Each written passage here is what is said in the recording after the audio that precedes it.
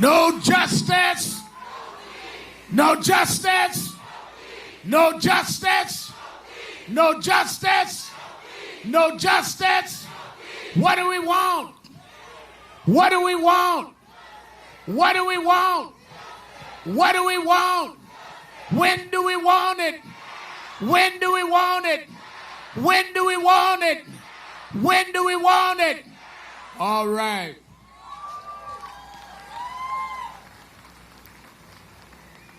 "401 years ago, they brought Africans across the Atlantic in the African slave trade.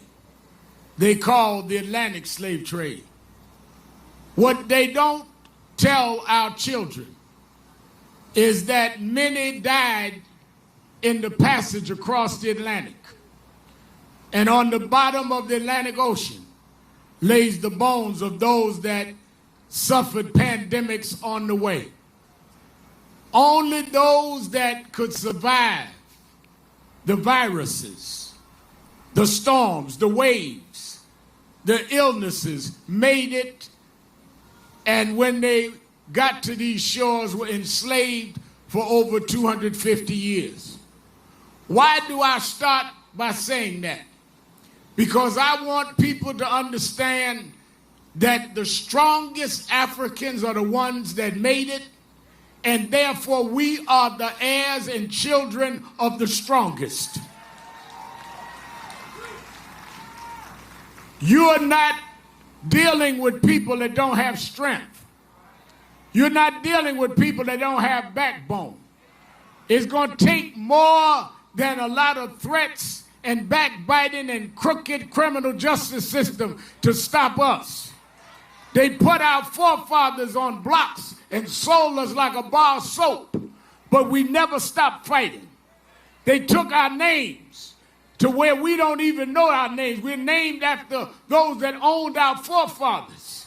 But even nameless, we never stopped fighting. They sold mama to one state, daddy to another, children to another, and we never stopped fighting. And in their greed, they began fighting each other. Let me tell you what Juneteenth represents. When the Confederates tried to overtake this country and committed treason, when you see those of us talking about take down the statues, can you imagine any country in the world that puts up statues and worships people that were traitors and committed treason to that country? If you would put traitor statues up in front of courthouses, no wonder we can't get justice in the courthouse. If you would put traitor statues in front of state legislative buildings, no wonder the laws are crooked. You worship those that tried to bring your government down. And when the Confederates got north all the way to Virginia, Frederick Douglass and others had been saying, let blacks free, let them join the Union Army. Lincoln would not hear it. But when they got as close as Virginia, the general said, Mr. Lincoln freed the slaves in those Confederate states, let them join the Union. And they joined the Union and backed the Confederates up. They tell our children and others that Lincoln freed the slaves. The fact is the slaves freed Lincoln.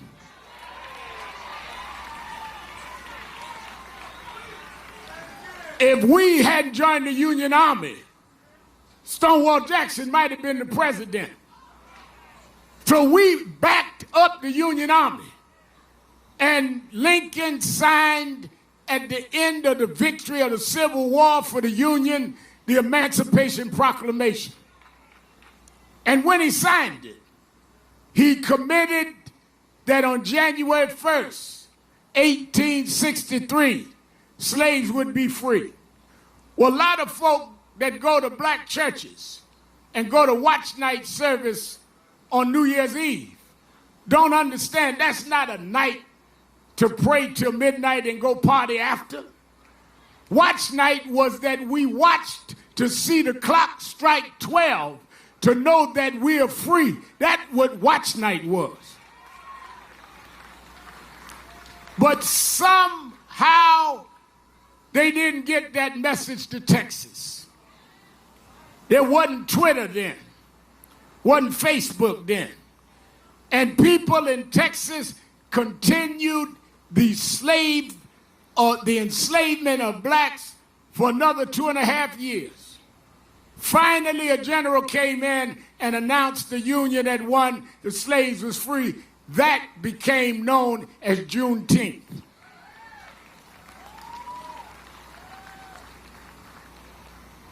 So we celebrate the day, and all this country of those that are humane and those that are committed to decency should celebrate, because Juneteenth represented the first day in this country that you did not have legalized slavery.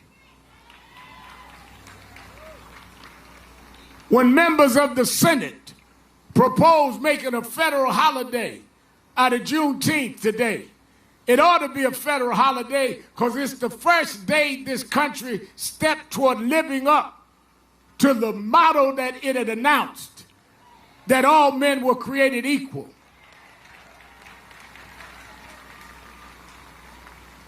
Don't forget that most of them that wrote that owned slaves. Most of them that wrote that didn't even respect their own women. Women couldn't vote till 1920. That's why I'm a little puzzled when I hear people walking around talking about make America great again. Give me the date that America was great for everybody.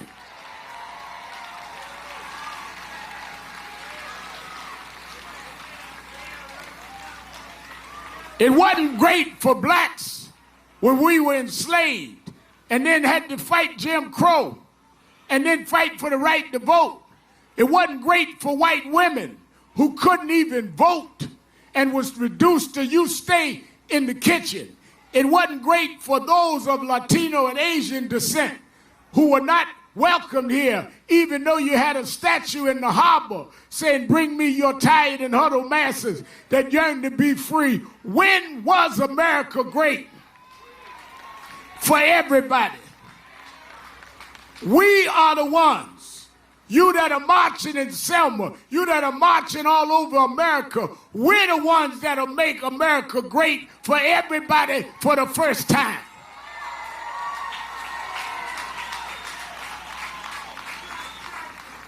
You can't be great when you can shoot people down like you did Terrence Crutcher and let the officer be acquitted and go to another county and serve in law enforcement. Ain't nothing great about that. You can't be great when you come and shoot a man jogging down the road in Brunswick, Georgia, and you corner him off and kill him in cold blood. That is not great. It's not great when a woman in her own house sleep with her boyfriend and you use a no-knock law and break in the house and the man tries to defend his woman with a legal weapon and you claim to believe in Amendment 2, but you don't believe in it for him. Where are the Second Amendment people defending that brother in Louisville, Kentucky?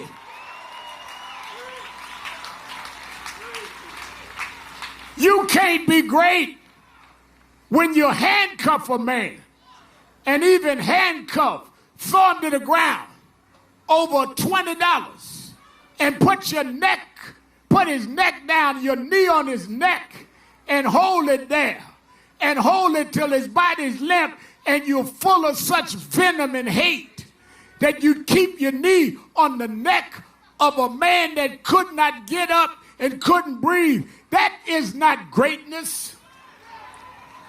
Greatness is when blacks and whites and Latinos and Asians and original Americans hit the streets all over this country and march against your tear gas and march against your rubber bullets and march against a military occupation you threaten and march anyhow, that's what will make America great.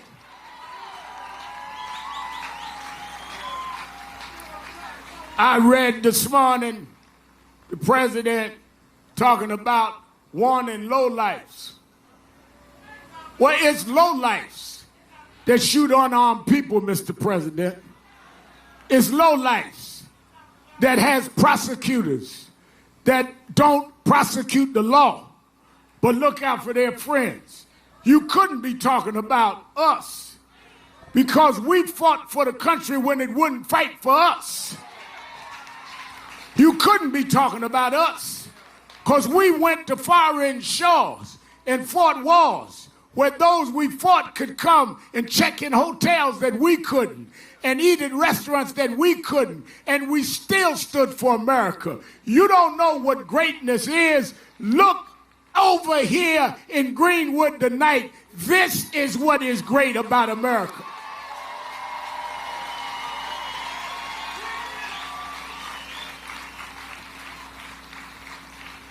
We have every fight we've had to fight since that day of Juneteenth.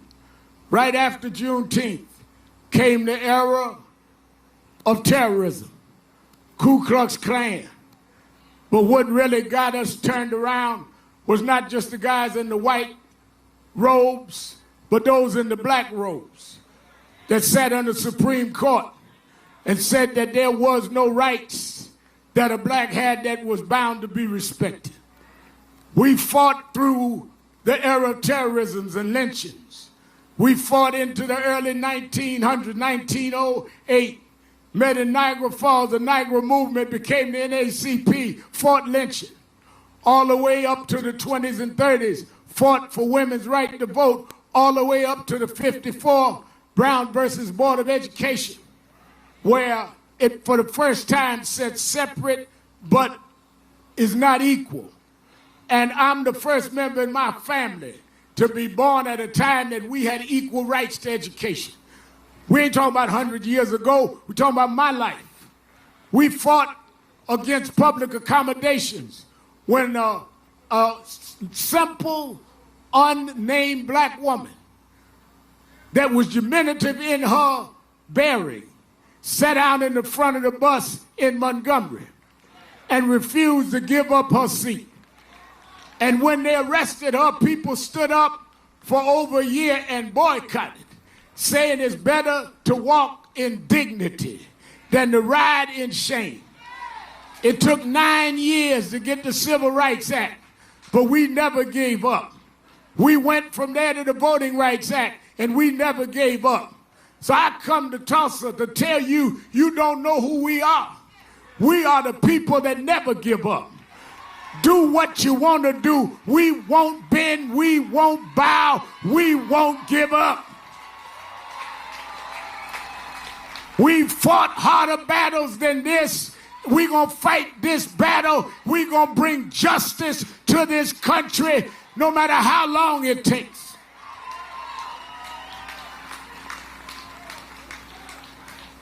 That's why we're here. That's why we're going to stay here. That's why we can't turn around, because it's in our blood. It's in our genes that we don't give our seats up no more. We are not slaves no more. They leveled the Black Wall Street here in Greenwood, but we built businesses back, and we're going to build them right back here in Greenwood. Truth crushed to earth shall rise again. We will not turn around.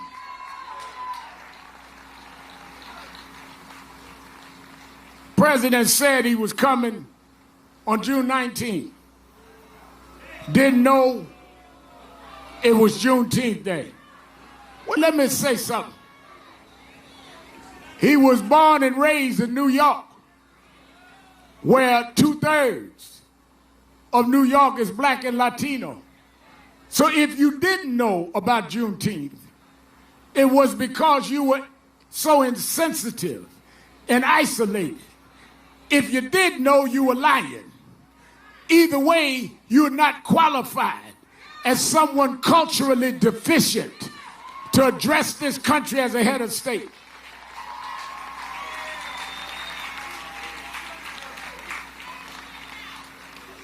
Now, he's going to talk a lot of stuff. He's going to say that I gave blacks a lower unemployment number. That was Barack Obama that cut down black unemployment. You just rode the wave. He's going to say he gave a second chance program.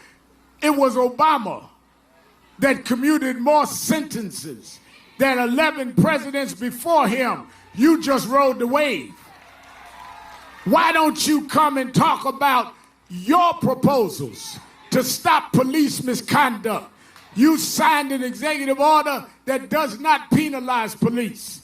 Talking about we'll give you an incentive to stop chokeholds. No, give a federal law to say if you use the chokehold, it's against federal law and you'll go to jail. That's an executive order.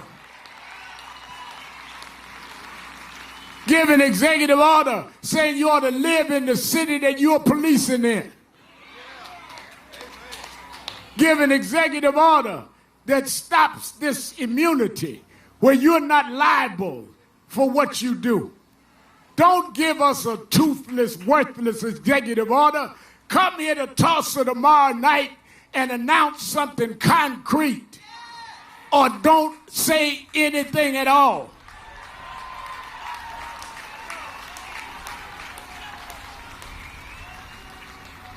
Many of you know my surrogate father, Father's Day is Sunday.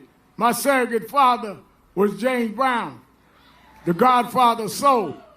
And James Brown had a song that is the theme to me of the Trump administration. It's like a dull knife that just won't cut it, talking loud and saying nothing.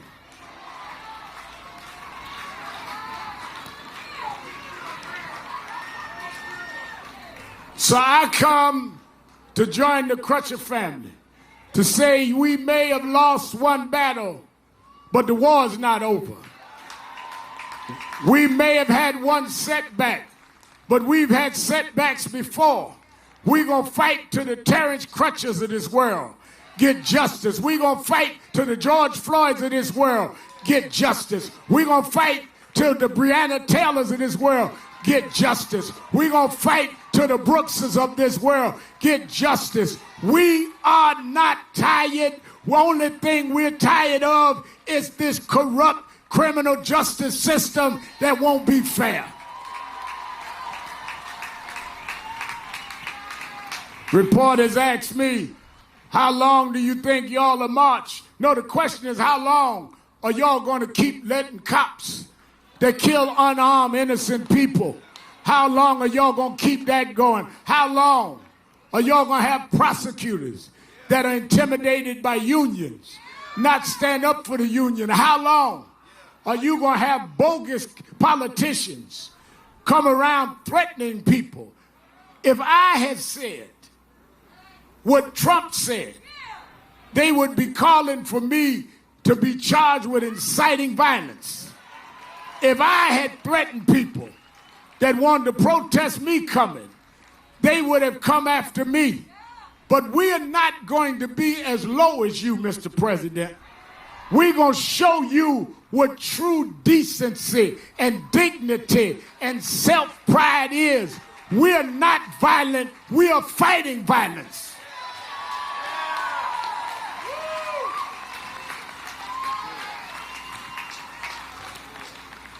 We don't kill unarmed people.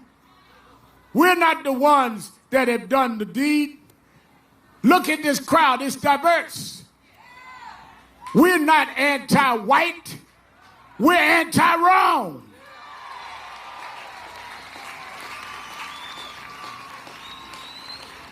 And since you didn't know Juneteenth, maybe you didn't know, Mr. President, there were whites in the civil rights movement.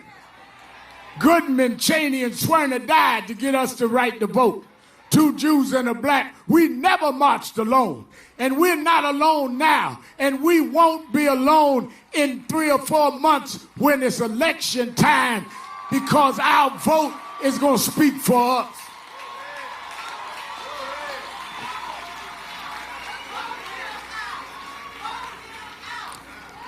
So let me say this. I wanted to come. One of the big supporters of Nan said, I'm going to fly you down and back. They said it was threats. I don't care about threats, because we all are under threat until we get law that is orderly for everybody. But let me tell you this in closing as a minister. There was a big giant that huffed and puffed in the Bible. His name was Goliath. And Goliath sold wolf tickets. He came down with his big sword and his breastplate. And he said, who is it that will fight me? Who is it that can stand up against this giant? Who is it that think they can stand against my might? And all of those that were trained in fighting, all of those trained in warfare, was afraid of Goliath. But a little boy, never been to military school, never had war training, never was trained in warfare at all, he stepped up and said, let me fight the giant. That's what you're seeing all over America, Mr. President. Folk that didn't go to political science class, folks that don't have media analysts, folks that don't have spin doctors, saying if y'all are afraid, let me fight this giant. But they're not going to fight you the way you want. They said give him an armor, give him a sword. He said, no, I don't need all of that. All I need is a slingshot, because you can't beat this giant using his tools. Using violence is using his tools. Using rank and hatred is using his tools.